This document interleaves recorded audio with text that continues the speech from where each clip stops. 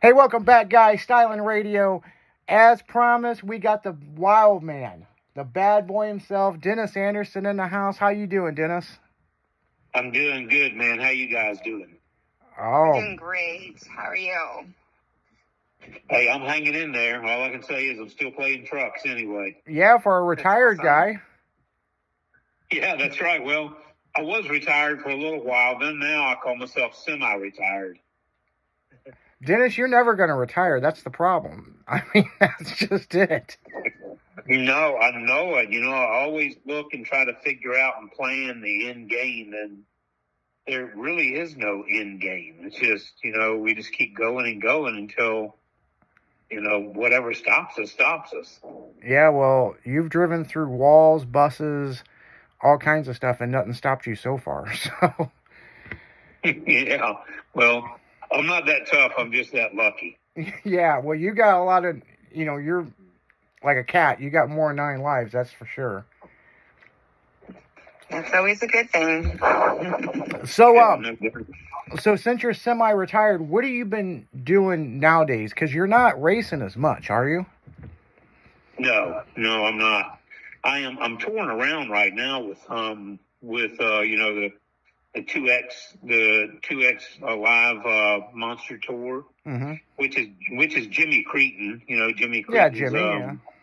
Yeah, he's got his tour going on, and he called me and wanted to make a deal with me to go around and make like 28 stops. So we're calling it a fan appreciation tour. And we're doing it with, with King Sling, the Extreme King Sling ride truck, which is, and I call it a big boys ride, and the reason that is you got to be 18 years old to ride it. And it's not like a family ride truck where mom, dad, and the kids ride. This is one where we get out in front of the fans at a show, and, I'll draw 2 fans out of the stands, and we take them through a little safety briefing and get them all geared up in a fire suit, Hans Device helmet. We strap them in the truck, and I do a little exhibition race pass, and then we go from 2 rounds of a race passing right into a little mild freestyle. Oh, no kidding. That is cool. So that ride truck is just as capable as the other truck. Oh yeah, it is. It's a full-on competition truck. It's got a 1,500 horsepower.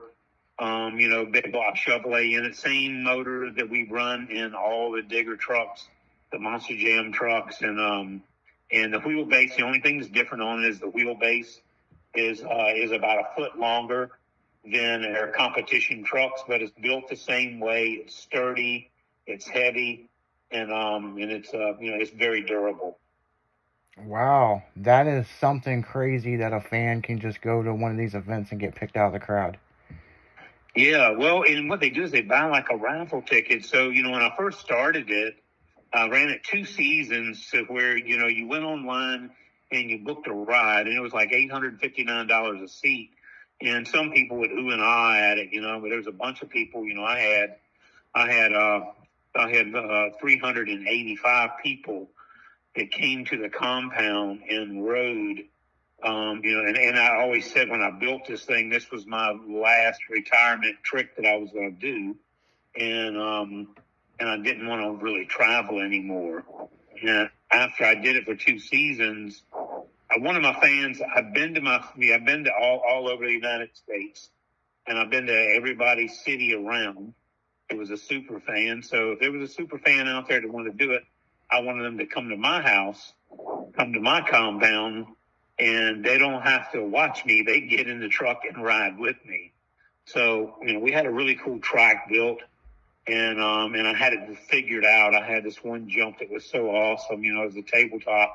And in the beginning, it wasn't as good as I wanted it to be. And then we just kept sneaking up on it. And, still have to be careful with it. You can't go freaking crazy in the damn thing. I got a couple of my, fans, my best fans riding with me. So I have an excuse not to backflip, not to cartwheel, and all of that. Yeah, exactly. But anyhow, extra, can we do the backflips and cartwheels? Yeah, exactly. There was people that came, and that's what they said too. Is that the extended pass? Yeah, absolutely. But anyway, I've done that for 2 seasons. And, when I say that, I've done it for 2 seasons at the compound. And it was really an experience. It wasn't just about coming and riding in the monster truck or, visiting with Dennis Anderson for a minute.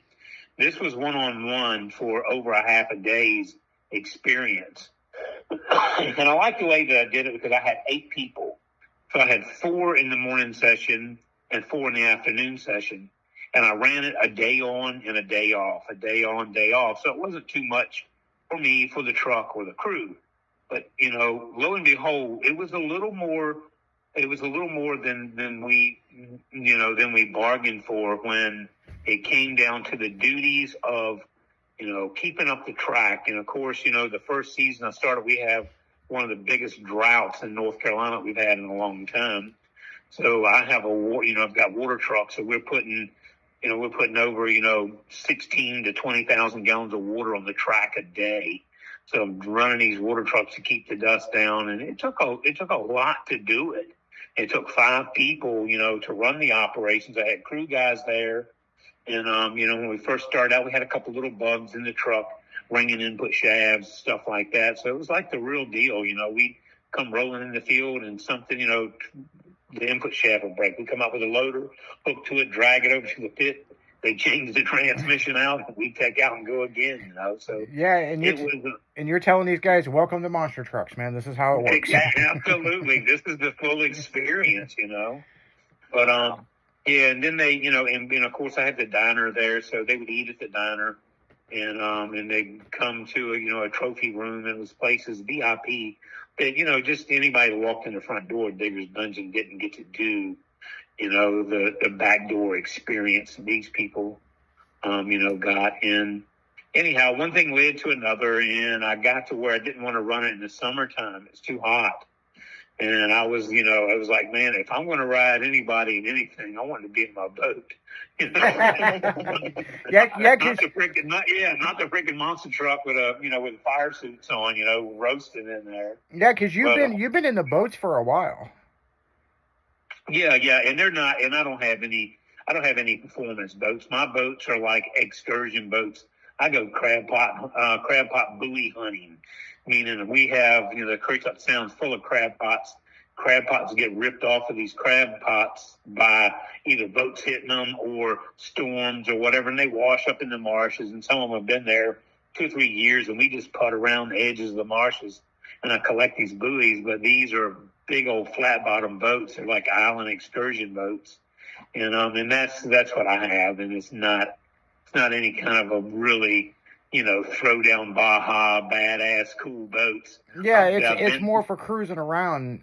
And it's a fun boat, man. I take all the kids. I'm not kidding. I'm sitting on the water right now, and I live in Water Lily on Church's Island. And I run from this house to the house over on the Outer Banks, which is right there in Caroga Beach where the Wild Horse Sanctuary is. And we had super fans would come to my house over there, and they would rent my house for a week. And it's it's an older house. It's like Joe's Crab Shack. I've had this thing. It was old when I bought it, and I bought it almost 30 years ago. And but we got it really cool fixed up, and it's like all these antiques, and I have like 5,000 items hanging in the rafters. You can lay on the couches in there and play I Spy for 10 hours and not see anything. Yeah, that sounds like fun. and really out the back door, I come up in a boat in the canal right there, and the dock is right, is hooked to the back of the house. But we have, wild horses that come down, and wild horses drink that brackish water and eat the seagrass out of it. They always come to 2 herds come through there every day. They've come through there for years, man. But people would see, the fans that would come over and do the experience got to see all that. Yeah, and this is a side of Dennis Anderson that's the reason why all of us was excited for you to come on the radio, because, like, this is the side of Dennis Anderson that nobody really knew, and that's what we wanted, you tell somebody, yeah, I know Dennis and this, and this, and oh yeah, he's out playing on his boat, and they think you're on a drag boat, and it's like, no, he's out cruising, enjoying the sun with the grandkids and stuff, and they're Right, exactly. and there's so much that you've did in the industry to elevate yourself to where you are. And it's an awesome thing, but the average fan don't understand. You're just like everybody else. You put your blue jeans on just like everybody else, One leg at a time. One leg at a time, Yeah, well, and that's how when I even started, it was was never a plan. Gravedigger was never a plan in my life, or for us to even have Monster Jam or any of that. It was a fluke, man. I was an all-American guy chasing a dream, and it just happened. And because when I was a kid, there was no monster trucks, there was wasn't even Bigfoot. It was nothing, zero. Yeah. Well, and right here in my hometown that I live in, that's where I made up the name, because when you come cruising in before you get to the dungeon, it's called Moyock. There's a place in Moyock, North Carolina. It's Currituck County. So, and the granary is called Currituck Grain. And that is where I worked as a young kid. I came out of the FFA, Future Farmers of America, and I got a job there at this big granary operation. And it seemed big back then, and it's not. It's little now. But anyway, my goal in life was, when I was a kid, is I wanted to be a big badass farmer. I wanted big John Deere tractors and combines, and and thousands of acres and stuff like that. That was my goal. And when I got a job with the Todds, with the W. Todd Farm Operations, I said, I got it going on. I'm going to learn everything I need to learn here, and I'm going to buy me some farmland. And meanwhile, working in that granary, and these were very wealthy people. And his son was about a year or two younger than me, Gary was. And his son would always come in late and do kind of what he wanted to, and always drove a really nice truck. He had a new F-250 with fuel tanks and KC lights on the front, and groundhog tires and all this cool stuff that I could never afford.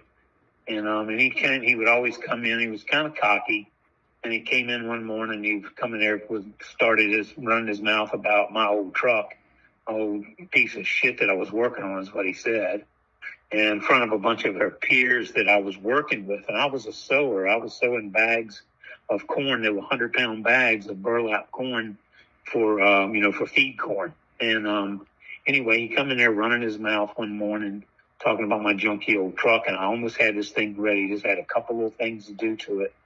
And so with their mouth fight, with a few choice words, I said, Gary Todd, I'll take that junk and I'll dig your grave. And I took a can of spray paint and painted Gravedigger on the side of a 51 Ford pickup. And that's how it all started. Yeah, and that's how I had these 60-inch tall ricing cane tractor tires on, and man, I've been the Gravedigger ever since. So that's how I got started. Yeah, and it's crazy, because it's like you talk to Jeff Dane with King Kong. Mm-hmm. It's interesting, because the way I can explain this to somebody, that if you're not a super fan, and you might disagree, but it's the truth.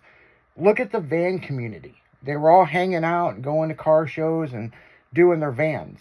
Mm-hmm. Well, in the late 70s and early 80s, these guys started lifting these four-wheel drive trucks and starting to do tug of wars. And, they're no different than the mini trucking community and the import community. That's what was hot then, And like Dennis, he had this lifted truck and this, and this, and they were playing in the mud. And, it's almost like that movie that Chandler did, Take That Job and Shove It. Yeah. I think that movie is probably one of the best examples of that era, Well, it was. Now we understand where he got the name. When did he finally start? When did you finally start doing the... I mean, you explained where the name came from, but what else? Yeah, okay, well, and after that, see, and it had combine, these big tractor tires on it. So really, I was building a thing to root root through the mud and stuff like that. And we always were taking in farmland back then. They call it new grounds.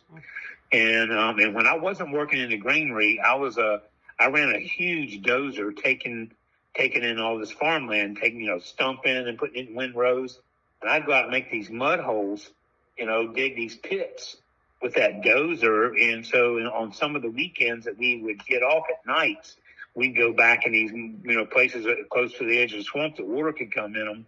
And we'd root these holes all out and just playing, and that's what I actually built the truck for, to be like I was the pool boy on the farm operations, but I wanted to be the badass. And that's why I built that 51 Ford. It had a 327 Chevrolet motor in it. I rigged up a dual transmission system in that thing. It had a turbo 400 with a 4-speed, Granny-Low 4-speed plugged into the back of that with a T200 transfer case hooked behind that, so I could get any gear selection I wanted. I only had 350 horsepower, but hell, by the time I put it in low gear, it was like I had 900 horsepower worth of torque at the axles, But anyway, it was in the 80s, like 79 is when I started messing with the truck. It wasn't even in the game. There was no name. There was nothing. And then by 1980 or 81 is when I put Gravedigger on the side of it and done my first move with it, and got running with it. And then I just kind of got a name from all the farm operation boys that, Gravedigger, that's a badass right there, man. That truck freaking roots. Now, is that when it went to a panel truck? No, it was a pickup. It was still a pickup at the time. 1951 Ford pickup, and then in 1983, I started on the panel truck, and that was a 1951 Ford panel. Mm-hmm. I was always a Chevrolet man, but I found these trucks through through the farmlands, and usually I would go out scouting in the wintertime. January, February. That's when all of the honeysuckle and the vines and the weeds were dead, and you could peek through everybody's backyards and their junkyard and see all this shit. Yeah, and it was wintertime, so they needed money after Christmas. So. Yeah, absolutely. But then and things were cheap. The first Gravedigger pickup truck, I paid $50 for that truck.